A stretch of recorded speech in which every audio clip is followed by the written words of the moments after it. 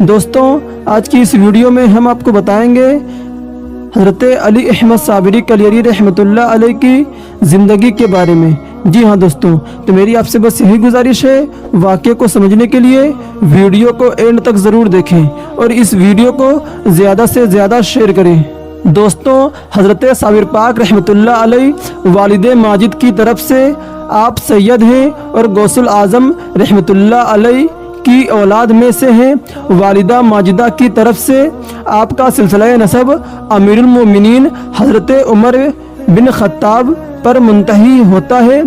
آپ کے والد ماجد کا نام عبد الرحیم ہے، آپ کی والدہ کا نام حاجرہ ہے اور جمیلہ خاتون کے نام سے لقب موجود ہے اور جہان میں جمیلہ خاتون کے نام سے مشہور بھی ہیں۔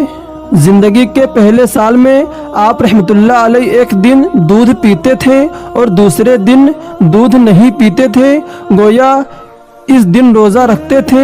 جب زندگی کا دوسرا سال شروع ہوا تو تیسرے دن دودھ پیتے تھے اور 2 روز نہیں پیتے تھے، گویا 2 دن روزہ رکھتے تھے۔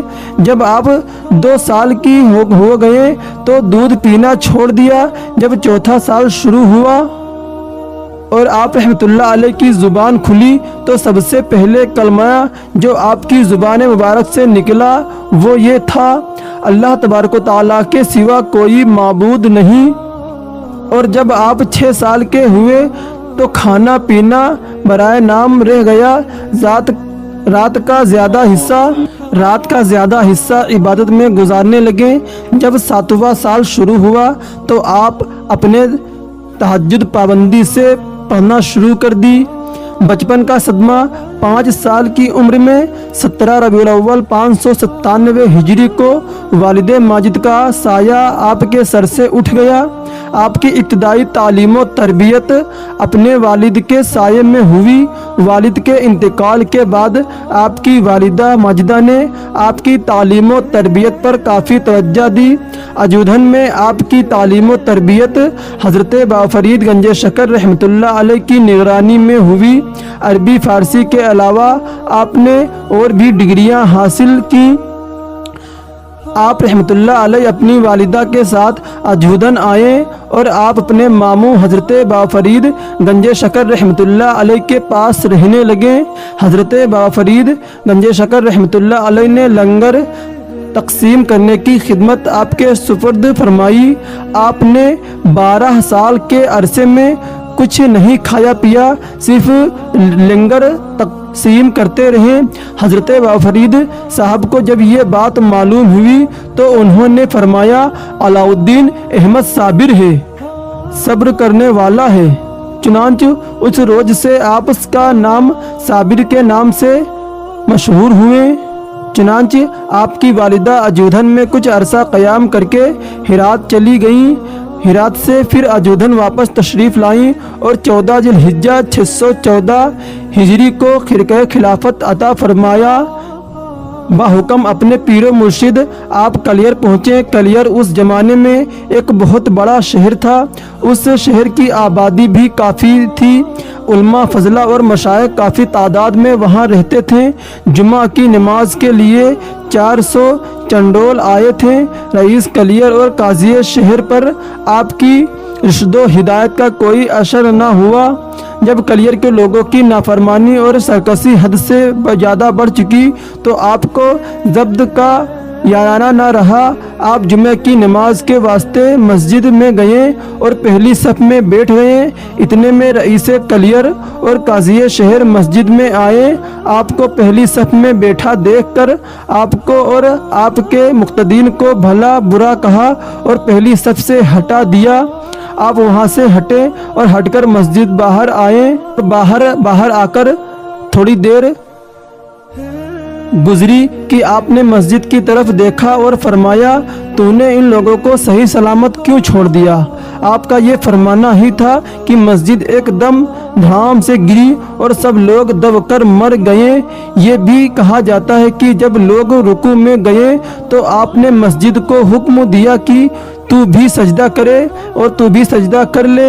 आप रहमतुल्लाह अलैह के फरमान के मुताबिक मस्जिद गिरी और सब लोग दब कर मर गए। दोस्तों, एक बार आपकी वालिदा के इसरार पर हजरत बाफरीद गंज शकर रहमतुल्लाह अलैह ने अपनी लड़की खदीजा बेगम उर्फ शरीफा का निकाह आपसे कर दिया था। आप उस ज़माने में हजरत बाफरीद साहब के पास अजूदन में थे।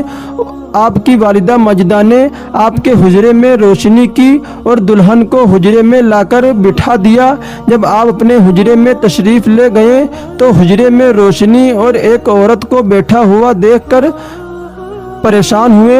आपने पूछा, तुम कौन हो? दुल्हन ने जवाब दिया कि आपकी बीवी हूँ। ये सुनकर आपने फरमाया, ये कैसे मुमकिन है कि एक दिल में दो की मोहब्बत को जगह दूँ, और मैं तो एक को ही दिल में जगह दे चुका हूँ, दूसरे की कतई कोई गुंजाइश नहीं है। चुनांचे आपकी ज़ुबान मुबारक से ये अल्फाज निकले ही थे कि हुजरे में एक आग नमूदार हुई और जिसने दुल्हन को जलाकर खाक कर दिया। दोस्तों, हज़रत अली अहमद साबिरी कलियरी रहमतुल्लाह अलैह 13 रबीउल अव्वल 690 हिजरी को वासिले बहक हुए और आप रहमतुल्लाह अलैह का मज़ार मुबारक कलियर शरीफ में फैज़ो बरकत का सरचश्मा है। और हज़रत शमसुद्दीन तुर्क पानीपती रहमतुल्लाह अलैह आपके खलीफा भी हैं। और आप रहमतुल्लाह अलैह रोज़े बकसरत रखते थे। पानी और उबले हुए गूलर बगैर नमक मिलाए हुए खाते थे।